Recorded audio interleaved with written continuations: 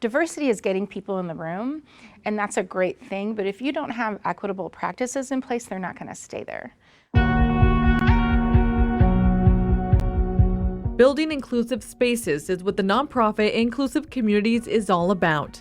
It provides education and advocacy trainings and workshops for schools, businesses, and community partners on diversity, equity, and inclusion, something many companies in the state are still lacking.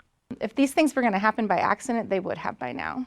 So people need to actually set goals. Like, what do they want their company to look like?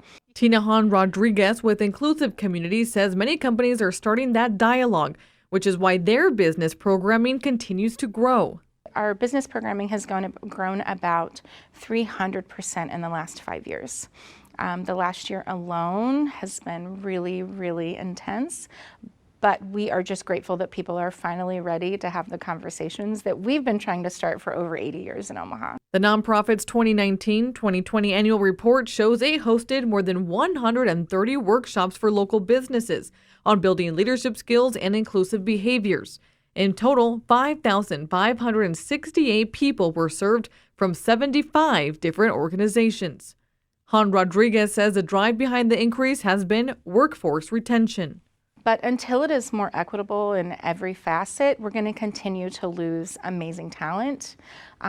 Young people of color, young people in general, are leaving our city for cities that are doing a better job when it comes to diversity, equity, and inclusion. And we don't want that to happen anymore. We want the talent to stay here. A year ago, when we decided to start the Lead Diversity program, their newest program is Lead Diversity, which launched in 2019. It's a year-long leadership program designed to build a network of advocates dedicated to creating spaces and opportunities for diversity, equity, and inclusion in Nebraska. Chantel Mallory graduated from the inaugural class.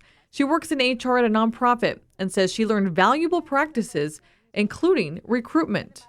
But it's also important once we do recruit those people to work on our campus that we have a very inclusive environment where people feel welcome to bring their whole authentic selves to work, where the language and the culture of the organization reflect that openness. Jeffrey Southall II is in the current class and hopes to see these practices grow.